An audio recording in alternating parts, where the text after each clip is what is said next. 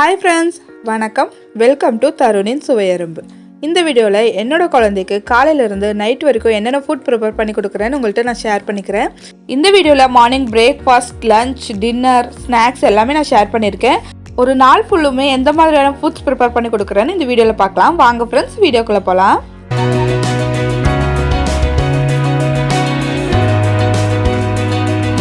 Morning breakfast வீட்டில் இட்லி செஞ்சுருந்தாங்க. இட்லி வந்து குழந்தைங்களுக்கு ரொம்பவே நல்லது.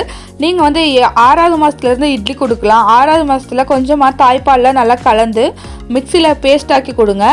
7வது மாதம் கொஞ்சம் போல் பருப்பு வேக வச்ச தண்ணி இதிலெல்லாம் கொடுக்கலாம். 8வது மாதம் கழிச்சு கொஞ்சம் போல் சட்னி ப்ரிப்பேர் பண்ணி கொடுங்க. குழந்தைங்களுக்கு பச்சை மிளகாய் ஆட் பண்ணாமல் சட்னி ப்ரிப்பேர் பண்ணி கொடுக்கலாம். 9 மாதம் 10 மாதம் ஆகும்போது இது மாதிரி பன்னீர், பாசிப்பருப்பு வேக வச்ச தண்ணி, சாம்பார் இது போல் செஞ்சு கொடுக்கலாங்க. ஆல்ரெடி சாம்பார் ரெசிபி நான் வீடியோ போட்டிருக்கேன். வீடியோ லிங்க் கீழே டிஸ்கிரிப்ஷன் பாக்ஸில் கொடுக்குறேன், செக் பண்ணிக்கோங்க. இப்போ இந்த அளவுக்கு பன்னீராக நான் இது போல் துருவி எடுத்துக்கிறேன். இது சுத்தமான மாட்டு பாலில் செஞ்சால் பன்னீருங்க. 1 கிளாஸ் அளவுக்கு தான் நான் ஆட் பண்ணேன். அதில் இந்த அளவுக்கு பன்னீர் கிடச்சிச்சு. ஃபஸ்ட்டாக பன்னீர் கொடுக்குறவங்க ஒரு சின்ன துண்டு கொடுத்துட்டு அதுக்கப்புறமா அதோட அளவை இன்க்ரீஸ் பண்ணுங்கள். 10 மாதத்துலேருந்தே அடிக்கடி நம்ம பன்னீரை வந்து குழந்தைங்களோட ஃபுட்டில் இன்க்ளூட் பண்ணோன்னா அவங்களோட மெமரி பவர் சூப்பராக அதிகமாகுங்க. ஒரு சாஸ்பேனில் 1 டீஸ்பூன் அளவுக்கு நெய் ஆட் பண்ணிக்கிறேன். நெய் நல்லா உருகினதுக்கப்புறமா கொஞ்சம் போல் சீரகம் ஆட் பண்ணிக்கலாம். நம்ம ஆட் பண்ண நெய் நல்லா உருகிருச்சுங்க. இந்த ஸ்டேஜில் ஒரு பிஞ்ச் அளவுக்கு சீரகமாக ஆட் பண்ணிவிட்டு ஸ்டவ் ஆஃப் பண்ணிடுங்க.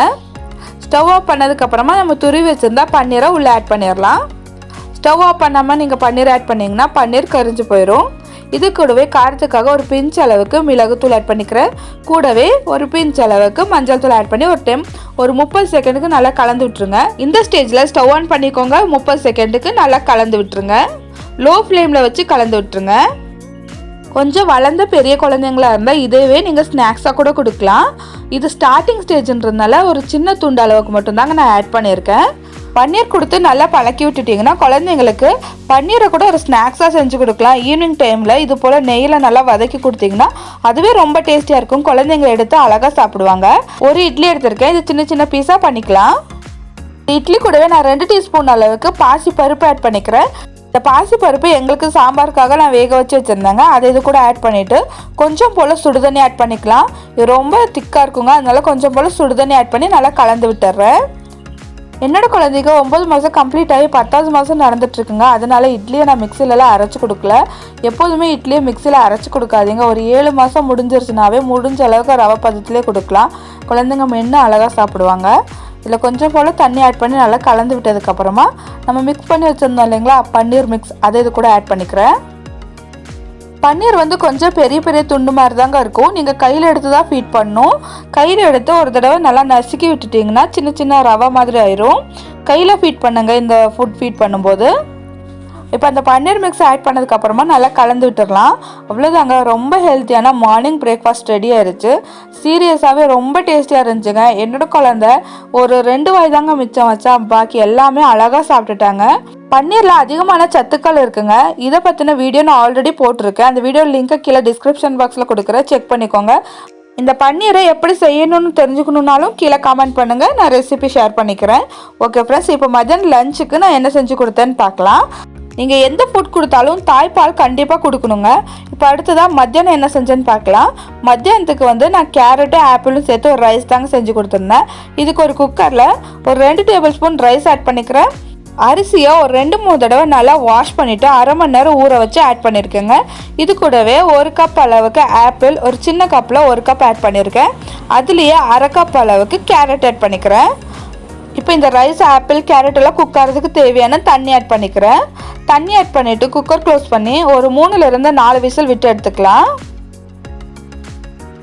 4 விசில் ஆகி ப்ரெஷர் எல்லாம் ரிலீஸ் ஆயிடுச்சுங்க. இப்போ நான் குக்கரை ஓப்பன் பண்ணிக்கிறேன். ரைஸ் எல்லாம் அளவாக கரெக்டாக வெந்துருச்சு. இது ஒரு மேஷர் வச்சு நல்லா மேஷ் பண்ணிக்கலாங்க. இது நல்லா மேஷ் பண்ணியாச்சுங்க. இப்போ குழந்தைங்களுக்கு அழகாக எடுத்து ஃபீட் பண்ணலாம். இதில் வந்து இனிப்புக்காக நீங்கள் வேறு எதுவுமே ஆட் பண்ண தேவையில்லை. ஆப்பிள்லையும் கேரட்லேயும் ஸ்வீட்னஸ் இருக்குங்க, இதுவே போதும். இப்போ நான் ஒரு பவுலுக்கு ட்ரான்ஸ்ஃபர் பண்ணிக்கிறேன். ஒரு பவுலுக்கு நீங்கள் ஆட் பண்ணுறீங்கன்னா குழந்தைங்க எந்த அளவுக்கு சாப்பிடுவாங்களோ இப்போ ஒரு 2 டேபிள் ஸ்பூன்னா அந்த அளவுக்கு மட்டும் ஆட் பண்ணிவிட்டு மிச்சம் இருக்கிறத அப்படியே குக்கர்லேயே வச்சுருங்க. இப்போ குழந்தைங்க இது சாப்பிட்டு முடிச்சிட்டும் திரும்ப சாப்பிட்றாங்கன்னா கொஞ்சம் போல் ஆட் பண்ணி நீங்கள் ஃபீட் பண்ணலாம். இப்போ ஒரு பவுலில் நீங்கள் அதிகமான அளவு ஆட் பண்ணிட்டீங்கன்னா குழந்தைங்க அதை சாப்பிட்டே ஆகணுன்ட்டு நம்ம ஒரு மைண்ட் செட்டுக்கு வந்துடுவோம். அதனால குழந்தைங்களுக்கு ஃபோர்ஸ் ஃபீடிங் பண்ண ஆரம்பிச்சிருவோம். இப்போ ஒரு பவுல் எடுத்துக்கிட்டிங்கன்னா அதில் டெய்லியும் சாப்பிட்ற அளவு நமக்கு தெரியும் இல்லைங்களா, அந்தளவு மட்டுமே ஆட் பண்ணுங்கள். ஒரு நாள் நம்ம ரைஸ் ஆட் பண்ணும்போது அதிகமான அளவு குவான்டிட்டி வரும், அவல் ஆட் பண்ணிங்கன்னா கொஞ்சம் குவான்டிட்டி கம்மியாக வரும். அதனால நம்ம ரொம்ப அதிகமாக செஞ்சாலுமே குழந்தைங்க எந்த அளவுக்கு சாப்பிடுவாங்களோ அதை மட்டும் பவுலுக்கு ஆட் பண்ணிவிட்டு ஃபீட் பண்ணுங்கள். அதுதான் ரொம்ப நல்லது. அடுத்ததாக குழந்தைங்களுக்கு ஈவினிங் டைமுக்கு ஒரு சூப்பரான ஹெல்த்தியான ஸ்நாக்ஸ் எப்படி செய்கிறதுன்னு பார்க்கலாம். இது செய்யறது ரொம்பவே சிம்பிளுங்க, ஆனால் டேஸ்ட் வைஸ் பார்த்திங்கன்னா ரொம்ப சூப்பராக இருக்கும். குழந்தைங்களை கொஞ்சம் கூட மிச்சம் வைக்காமல் என்ஜாய் பண்ணி சாப்பிடுவாங்க. இதுக்கு நான் ஒரு 2 டேபிள் ஸ்பூன் பச்சை பயிரை 2-3 தடவை நல்லா கழுவிட்டு குக்கரில் ஆட் பண்ணிக்கிறேன். ஊற வைக்கணுன்ற அவசியம் இல்லைங்க, பச்சை பயிறு சீக்கிரமாகவே வெந்துடும், அதனால் நான் கழுவி தான் ஆட் பண்ணியிருக்கேன். இது குக்கருக்கு தேவையான தண்ணி ஆட் பண்ணிவிட்டு குக்கர் க்ளோஸ் பண்ணி ஒரு 4-5 விசில் விட்டு எடுத்துக்கலாம். பச்சை பயிறு நல்லா குழஞ்சி வெந்து வரணுங்க, அப்போ தான் இந்த ஸ்நாக்ஸ் செய்கிறதுக்கு நல்லாயிருக்கும், குழந்தைங்களுக்கும் ரொம்ப பிடிக்கும். இந்த அளவுக்கு தோலெல்லாம் பிரிஞ்சு நல்லா மசிஞ்சு வெந்து வந்திருக்கு இல்லைங்களா, இந்த ஸ்டேஜில் நான் ஒரு மேஷர் வச்சு நல்லா மேஷ் பண்ணிக்கிறேன். இந்த அளவுக்கு ஒரு கூழ் பதத்துக்கு நல்லா மேஷ் பண்ணி எடுத்தாச்சுங்க. இது குழந்தைங்க தொண்டையிலலாம் சிக்காது, நல்லா பேஸ்ட் மாதிரி இருக்கும் இல்லைங்களா, அதனால் எந்த ஒரு ப்ராப்ளமும் ஏற்படாதுங்க. நீங்கள் இது ஒரு 8 மாதம் கம்ப்ளீட் ஆன உடனேயுமே கூட குழந்தைங்களுக்கு கொடுக்கலாம். டேஸ்ட் மட்டும் இல்லைங்க, ஹெல்த் வைஸும் ரொம்ப நல்லது. இது அதிகமான அளவு ப்ரோட்டீன் இருக்குங்க, குழந்தைங்களோட வெயிட் இன்க்ரீஸ் பண்ணக்கூடிய கார்போஹைட்ரேட் இதில் அதிகமாக இருக்குது. இது மட்டும் இல்லாமல் பல வகையான சத்துக்கள் இந்த பச்சை பயிரில் இருக்குங்க. அதனால நீங்கள் தாராளமாக 8 மாதம் முடிஞ்ச குழந்தைங்களுக்கு கொடுக்கலாம். இப்போது தேவையான அளவு பச்சை பயிரை ஒரு பவுலில் ஆட் பண்ணதுக்கப்புறமா கொஞ்சம் போல் நெய் ஆட் பண்ணிக்கிறேன். குழந்தைங்களுக்கு வீட்டில் செஞ்ச நெய் கொடுக்கறது தாங்க ரொம்பவே நல்லது. பால் ஆடையிலேருந்து எப்படி நெய் எடுக்கணும்னு ஆல்ரெடி நான் வீடியோ போட்டிருக்கேன், அந்த வீடியோ லிங்க்கு கீழே டிஸ்கிரிப்ஷன் பாக்ஸில் கொடுக்குறேன், தேவைப்பட்டால் செக் பண்ணிக்கோங்க. இதில் ஒரு டீஸ்பூன் அளவுக்கு நட்ஸ் பவுடர் கூடவே 1/2 டீஸ்பூன் அளவுக்கு நாட்டு சக்கரை ஆட் பண்ணி ஒரு டைம் நல்லா கலந்து விட்டுடலாம். அவ்வளோதாங்க, ரொம்பவே ஹெல்த்தியான ஈவினிங் டைம் ஸ்நாக்ஸ் ரெடி ஆகிடுச்சு. என்னோட குழந்தை இது கொஞ்சம் கூட மிச்சம் வைக்காமல் அழகாக சாப்பிடுவாங்க. நான் இது ஒரு 7-8 டைம் கூட செஞ்சு கொடுத்துருக்கேன், அடிக்கடி செஞ்சு கொடுக்குற ஒரு ரெசிபி தாங்க. டேஸ்டியாகவும் இருக்கிறதுனால குழந்தைங்க கொஞ்சம் கூட மிச்சம் வைக்காமல் சாப்பிடுவாங்க, ரொம்பவே ஹெல்த்தியும் கூட. கண்டிப்பாக ட்ரை பண்ணி பாருங்கள் ஃப்ரெண்ட்ஸ். நைட் டின்னருக்கு நான் தோசை தாங்க செஞ்சு கொடுத்துருந்தேன். வெறுமனே தோசையாக கொடுக்கறத விட கொஞ்சம் போல் வெஜிடபிளோட மிக்ஸ் பண்ணி கொடுத்தீங்கன்னா ஹெல்த்தியாக இருக்குங்க. நான் நைட் டின்னருக்கு பீட்ரூட் தோசை தாங்க குழந்தைக்கு செஞ்சு கொடுத்துருந்தேன். இதுக்கு ஒரு டீஸ்பூன் அளவுக்கு ஆயில் ஆட் பண்ணிக்கிறேன். ஆயில் நல்லா சூடானதுக்கப்புறமா ஒரு பிஞ்ச் அளவுக்கு சீரகம் ஆட் பண்ணிக்கலாம். சீரகம் லைட்டாக பொரிஞ்சதுக்கப்புறமா ஒரு 4-5 கருவேப்பிலை ஆட் பண்ணிக்கிறேன். கருவேப்பிலை ஆட் பண்ணதுக்கப்புறமா ஒரு சின்ன துண்டு வெங்காயம் ஆட் பண்ணிக்கிறேன். பெருசாக கட் பண்ணி தாங்க ஆட் பண்ணியிருக்கேன், ஒரு சின்ன பீஸ் ஆட் பண்ணாவே போதும். வெங்காயம் நல்லா வதங்கிட்டுங்க. வதங்கினதுக்கப்புறமா பீட்ரூட் ஆட் பண்ணிக்கிறேன். ஒரு சின்ன சைஸ் பீட்ரூட்டை பொடியாக கட் பண்ணி ஆட் பண்ணியிருக்கேன். இப்போ இந்த பீட்ரூட் குக் ஆகிறதுக்கு தேவையான தண்ணி ஆட் பண்ணிவிட்டு இது நல்லா குக் பண்ணி எடுத்துக்கலாம். பீட்ரூட் தண்ணியெல்லாம் வற்றி குக் ஆனதுக்கப்புறமா நம்ம ஒரு மிக்ஸி ஜாருக்கு ஆட் பண்ணி நல்லா ஃபைன் பேஸ்ட்டாக அரைச்சி எடுத்துக்கலாங்க.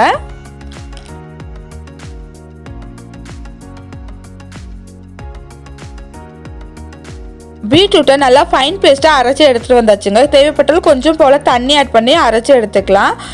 நான் ஒரு 2 கரண்டி தோசை மாவை எடுத்து வச்சுருக்கேன். இதில் நம்ம அரைச்சிட்டு வந்த பீட்ரூட் பேஸ்ட்டை ஆட் பண்ணி நல்லா கலந்து விட்டுறேன். அவ்வளோதாங்க, பீட்ரூட் தோசைக்கு தேவையான மாவு ரெடி ஆயிடுச்சுங்க. இது ஒரு பக்கம் இருக்கட்டும். தோசைக்கு தொட்டுக்கிற மாதிரி ஒரு சிம்பிளான சாம்பார் ரெடி பண்ணிக்கலாம். இதுக்கு நம்ம ஈவினிங் குக் பண்ணி வச்சுருந்தோம் இல்லைங்களா பச்சை பயிறு, அது கொஞ்சம் போல் வச்சுருந்தேன். அதில் கொஞ்சம் தண்ணி ஊற்றி நல்லா டைல்யூட் பண்ணிவிட்டு 1/4 டீஸ்பூனை விட கம்மியான அளவு மிளகாய் தூள் ஆட் பண்ணிக்கிறேன். ஒரு பிஞ்ச் அளவுக்கு மஞ்சள் தூள், கொஞ்சம் போல் பெருங்காயத்தூள் ஆட் பண்ணிக்கிறேன். நம்ம மத்தியானமே பச்சை பயிறு தானங்க கொடுத்துருக்கோம், அதனால குழந்தைங்களுக்கு கேஸ் ஏற்பட வாய்ப்பு இருக்குது, அதனால் கொஞ்சம் போல் பெருங்காயத்தூள் ஆட் பண்ணிக்கலாம். எல்லாத்தையும் ஒரு தடவை கலந்து விட்டுட்டு நல்லா கொதிக்க வச்சு எடுத்துக்கோங்க. மிளகாய் தூளோட பச்சை வாசனை, மஞ்சள் தூளோட பச்சை வாசனைலாம் போகிற வரைக்கும் நல்லா கொதிக்க வச்சு எடுத்ததுக்கப்புறமா இந்த சாம்பாருக்கு ஒரு சின்னதாக தாளிப்பு ரெடி பண்ணி போட்டுடலாம். இதுக்கு ஒரு பேனில் 1 டீஸ்பூன் அளவுக்கு ஆயில் ஆட் பண்ணிக்கிறேன். ஆயில் நல்லா ஹீட் ஆனதுக்கப்புறமா கொஞ்சம் போல் சீரகம் ஆட் பண்ணிவிட்டு ஒரு சின்ன துண்டு பெரிய வெங்காயத்தை பொடி பொடியாக கட் பண்ணி வச்சுருந்தேன், அதை இது கூட ஆட் பண்ணிக்கிறேன். அடுத்ததாக ஒரு 4லிருந்து 5 கருவேப்பிலை ஆட் பண்ணிக்கிறேன். கருவேப்பிலை ஆட் பண்ணதுக்கப்புறமா ஒரு சின்ன துண்டு தக்காளியை பொடி பொடியாக கட் பண்ணி வச்சுருக்கேன், அதை இது கூட ஆட் பண்ணி நல்லா தாளிச்சு விட்டுறேன். இது வந்து சாம்பார் தானங்க. நம்ம எப்படி இருந்தாலும் வெங்காயம் தக்காளி எல்லாம் எடுத்து குழந்தைங்களுக்கு ஃபீட் பண்ண மாட்டோம். சாம்பாரை தொட்டுட்டு குழந்தைங்களுக்கு தோசையை மட்டும் தானங்க ஃபீட் பண்ணுறோம். அதனால இது அப்படியே முழுசாக இருந்தாலும் ஒன்றும் பிரச்சனை கிடையாது. இதை குழந்தைங்க சாம்பாரில் இது போல் சின்னதாக தாளிப்பு கொடுத்தா ரொம்ப டேஸ்டியாக இருக்கும். இது குழந்தைங்களுக்கு இட்லி தோசைக்கு தொட்டு சாப்பிடவும் ரொம்ப நல்லாயிருக்கும். இது ஒரு தடவை நல்லா கலந்து விட்டு கொதிக்க வச்சதுக்கப்புறமா இறக்கி வச்சிடலாங்க.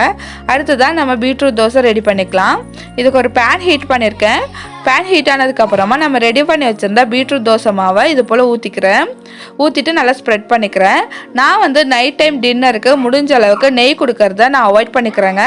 நெய் வந்து அதிகமான அளவு கொடுக்க தேவையில்லை. நான் இன்றைக்கி 4 வேளை ஃபுட் கொடுக்குறேன். அதில் வந்து 2 வேளை மட்டும்தாங்க நெய் ஆட் பண்ணியிருக்கேன். நான் மத்தியானமும் நைட்டும் நெய் ஆட் பண்ணல. இப்போ மத்தியானம் நான் நெய் ஆட் பண்ணியிருந்தேன். ஈவினிங் டைம் ஸ்நாக்ஸ்க்கு வந்து நான் கண்டிப்பாக நெய் கொடுக்க மாட்டேன். நம்ம கொடுக்குற எல்லா ஃபுட்லேயும் குழந்தைங்களுக்கு நெய் கொடுக்கணுன்ற அவசியம் இல்லை. 4 வேளை கொடுத்தோன்னா 2 வேளைக்கு மட்டும் கொடுக்குற ஃபுட்டில் நெய் ஆட் பண்ணி கொடுக்கலாம். நைட் டைம் மட்டும் முடிஞ்ச அளவுக்கு நெய் அவாய்ட் பண்ணிவிட்டு ஆயிலில் குக் பண்ணி கொடுக்கறது தாங்க நல்லது. இப்போ வந்து தோசை ஒரு பக்கம் நல்லா குக் ஆயிடுச்சு. இப்போ நான் திருப்பி போட்டு 2 பக்கமும் நல்லா வேக வச்சு எடுத்துக்கிறேன். அவ்வளோதாங்க, ரொம்பவே ஹெல்த்தியான பீட்ரூட் தோசை ரெடி ஆயிடுச்சு. நல்லா ஃப்ளேவர்ஃபுல்லாக நல்லா இருக்குங்க. இந்த தோசையோட நம்ம ரெடி பண்ணி வச்சிருந்தா சாம்பாரை ஆட் பண்ணி குழந்தைங்களுக்கு அழகாக ஃபிட் பண்ணலாம். இதை வந்து மார்னிங் டைம் பிரேக்ஃபாஸ்ட்டாகவும் செஞ்சு கொடுக்குறாங்க. ரொம்ப ஹெல்த்தி. குழந்தைங்களோட ஹீமோக்ளோபின் லெவலை இன்க்ரீஸ் பண்ணுறதுக்கு ரொம்பவே ஹெல்ப்ஃபுல்லாக இருக்கும். இந்த தோசையை ரொம்ப ஊற வச்சு கொடுக்காம குழந்தைங்களுக்கு சின்னதாக பிச்சு குழந்தைங்களுக்கு மென்று சாப்பிட்ற பழக்கத்தை கொண்டு வர்றது ரொம்பவே முக்கியங்க. இதை வந்து நம்ம ஃபிங்கர் ஃபுட்டாகவும் கூட குழந்தைங்களுக்கு கொடுக்கலாம். ஈவினிங் டைமில் இது போல் பீட்ரூட், கேரட் இந்த மாதிரி மிக்ஸ்டு வெஜிடபிள் ஆட் பண்ணிவிட்டு ஈவினிங் டைமில் ஸ்நாக்ஸாக சின்னதாக பிச்சு ஆட் பண்ணிங்கன்னா குழந்தைங்க எடுத்து சாப்பிட்ற பழக்கத்துக்கு ஈஸியாக பழகுவாங்க. மென்று சாப்பிட்ற பழக்கத்துக்கும் ஈஸியாக வந்துடுவாங்க. ஓகே ஃப்ரெண்ட்ஸ், இந்த வீடியோவில் நான் ஷேர் பண்ணியிருக்கிற 4 ரெசிபியுமே உங்களுக்கு ரொம்ப யூஸ்ஃபுல்லாக இருந்திருக்கும். குழந்தைங்களுக்கு ஒரு நாளைக்கு காலையிலேருந்து நைட் வரைக்கும் என்னென்ன ஃபுட் கொடுக்கலான்ற ஐடியா வந்திருக்கும் நான் நம்புகிறேன். இன்றைக்கி நான் கொடுத்த ஃபுட்டில் காலையில் பன்னீர் கொடுத்தாச்சு, மத்தியானம் ஆப்பிள் கொடுத்தாச்சு. ஈவினிங் டைம் ஸ்நாக்ஸுக்கு வந்து நம்ம ப்ரோட்டீன் அதிகமாக இருக்கிற பச்சை பயிரும் கூடவே நட்ஸ் பவுடரும் கொடுத்தாச்சுங்க. ட்ரை ஃப்ரூட்டும் கொடுத்துருக்கேன். இது எல்லாமே குழந்தைங்களுக்கு ஒரு நாளைக்கு தேவையான நியூட்ரிஷன் எல்லாம் கிடைக்கிறதுக்கு ரொம்ப ஹெல்ப்ஃபுல்லாக இருக்குங்க. அடுத்ததாக வந்து பார்த்திங்கன்னா இதில் ஏதாவது ஃபுட் பிடிக்கலைன்னா ஃபோர்ஸ் ஃபீடிங் மட்டும் பண்ணவே பண்ணாதீங்க. என்னோட குழந்தைக்கு நைட் டின்னருக்கு நான் செஞ்சு கொடுத்த பீட்ரூட் தோசை வந்து கொஞ்சம் பிடிக்கலைங்க. ஏன்னா அதுதான் ஃபஸ்ட்டு கொடுக்கறனால அவனுக்கு வந்து அந்த டேஸ்ட்டை அடாப்ட் பண்ணுறதுக்கு கொஞ்சம் டைம் எடுக்கும். அதனால அரைவாசியும் கூட சாப்பிடல. ஒரு 1/4 தோசைக்கு மேலே ஒரு 2 வாய் சாப்பிட்டுட்டு அதுக்கப்புறம் சாப்பிடவே இல்லைங்க. மூஞ்ச திருப்பிக்கிட்டாங்க. அதனால நம்ம வந்து ஃபோர்ஸ் ஃபீடிங்கெல்லாம் பண்ண முடியாது. ஈவினிங் டைமில் ஸ்நாக்ஸ் ரொம்ப ஃபில்லிங்காக சாப்பிட்டதுனால எனக்கு ஒன்றும் ரொம்ப பெரிய பிரச்சனையாக தெரியலை. அவங்களுக்கு பிடிச்சா அவங்களே சாப்பிட போகிறாங்க. நம்ம ஃபோர்ஸ் ஃபீடிங் பண்ணி எந்த ஒரு யூஸுமே கிடையாது. ஸ்நாக்ஸ் சாப்பிட்டதால கூட இது வந்து குழந்தைங்களுக்கு பிடிக்காம கூட இருக்கலாம். இதே தோசையை ஒரு 2-3 நாள் கழித்து திரும்ப செஞ்சு கொடுத்தா கண்டிப்பாக சாப்பிட்றதுக்கு வாய்ப்பு இருக்குங்க. அதனால குழந்தைங்களுக்கு ஃபோர்ஸ் ஃபீடிங் மட்டும் பண்ணவே பண்ணாதீங்க. ஓகே ஃப்ரெண்ட்ஸ், இந்த வீடியோவில் நான் ஷேர் பண்ணியிருக்கிற இன்ஃபர்மேஷன்ஸும் பேபி ஃபுட் ரெசிபீஸும் உங்களுக்கு பிடிச்சிருக்கும், ஹெல்ப்ஃபுல்லாக இருக்கும்னு நான் நம்புகிறேன். இந்த வீடியோ பிடிச்சிருந்துச்சுன்னா என்னோட சேனலை சப்ஸ்கிரைப் பண்ணிக்கோங்க. கூடவே இருக்கிற பெல் ஐக்கான் கிளிக் பண்ணிக்கோங்க. இருக்கிற டவுட்ஸ், சஜஷன்ஸ் எது இருந்தாலும் கீழே கமெண்ட் பண்ணுங்கள். நானும் எனக்கு தெரிஞ்ச இன்ஃபர்மேஷனும் ஷேர் பண்ணிக்கிறேன். உங்கள்கிட்ட இருந்தும் நான் தெரிஞ்சுக்கிறேன் ஃப்ரெண்ட்ஸ். இந்த வீடியோ உங்களுக்கு பிடிச்சிருந்துச்சுன்னா கண்டிப்பாக ஒரு லைக் பண்ணிக்கோங்க. அடுத்தடுத்த மாமிஸ்க்கு இந்த வீடியோ ஷேர் ஆகும். அடுத்த வீடியோவில் வேறொரு சூப்பரான இன்ஃபர்மேஷனோடையும் பேபி ஃபுட் ரெசிபியோடையும் உங்களை சந்திக்கிறேன். அது வரைக்கும் பாய் ஃப்ரெண்ட்ஸ்.